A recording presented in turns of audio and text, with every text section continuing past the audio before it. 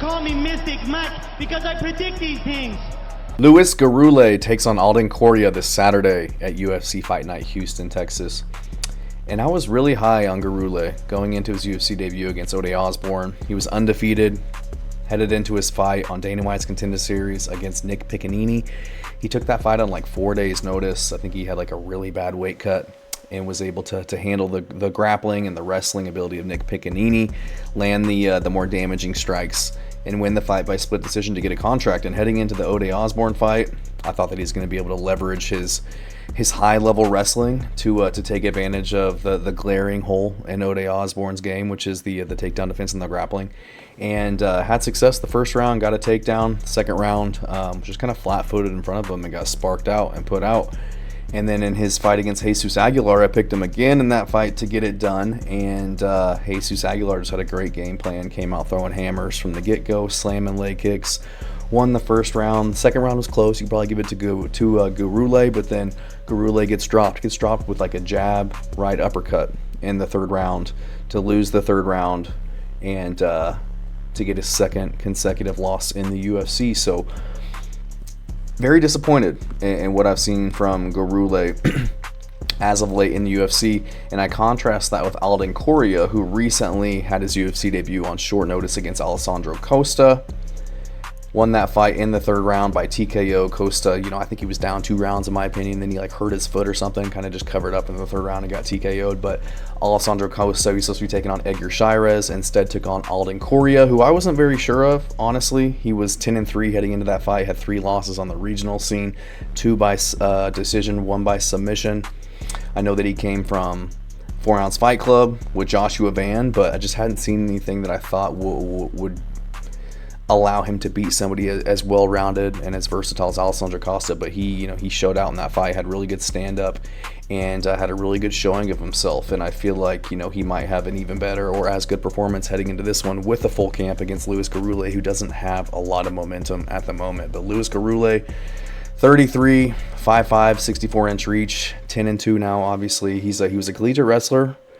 Was a high school state champion in Colorado, wrestled at the Colorado School of Mines and Adams State University, has really good scrambling ability. We saw that in the Piccinini fight, has really good cardio, pretty decent boxing, had a good chin up until obviously the last couple of fights, and has an ability to mix it up with body shots, head kicks. He was having success with the front kicks against Jesus Aguilar, landed several of those in the fight.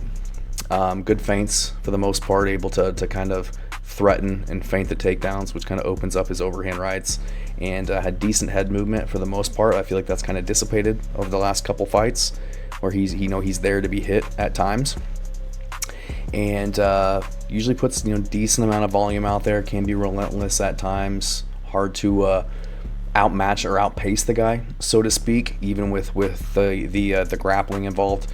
Usually has a pretty good cardio, and even in his last fight with Jesus Aguilar, he was barely breathing very hard at the end of 3 rounds. I feel like he probably could have put more out there. I think he knows that too. So going into this one with Alden Coria, who does have a decent background in grappling, has several submissions on his pro record. I think that he was primarily a grappler, focused a lot on the grappling before transitioning over to 4 Ounce Fight Club and obviously polishing up his hands. So very bouncy, really good in and out movement, good head movement. He's got good feints, switches stances, can fight southpaw, can fight orthodox, just very polished on the feet. He's got good combos, good power, very aggressive, likes to be the one pushing forward.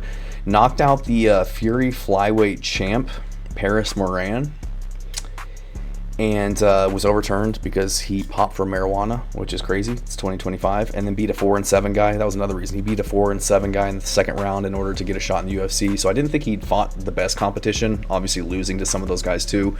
Paris Moran was his best competition, but had just a bang out performance against Alessandro Costa in that fight. So trains with Joshua Van, who I think's one of the pound for pound best boxers in the UFC. He's got a good chin, ate some good shots from Costa in that fight. He's never been KO'd, has been finished once by submission. But I look at the performance that he had against Costa on short notice. I look at the performances that Luis Gurule's had as of late, and I gotta go with Alden Coria in this one. I think that he is gonna have the wrestling ability to keep it on the feet, or be able to threaten with submissions, or get back up to his feet if it does go to the ground. And he's going to have a sizable reach advantage. I feel like he's 5'8" with a 67-inch reach. Luis Gurule 5'5" with a 64-inch reach. So he'll be 3 inches taller, have a 3-inch reach advantage. He does throw high kicks as well, which will be there against the shorter opponent in Luis Gurule, who at times doesn't move his head very well, and he's there to be hit. And I think that Alden Coria, I feel like he's going to be looking even better this time. He's got the UFC jitters out of the way, had his debut on short notice against a really tough guy, probably the worst case scenario that you can have, and had a really good performance. Now he's going into it with a full camp, got a lot of momentum with Joshua Van as well, the new champ. So you got, you know, one of the best guys in the world as one of your primary training partners. And I just feel like Coria is just going to be making rapid improvements at this point. You know, 27 years old, barely into his career, barely into his prime.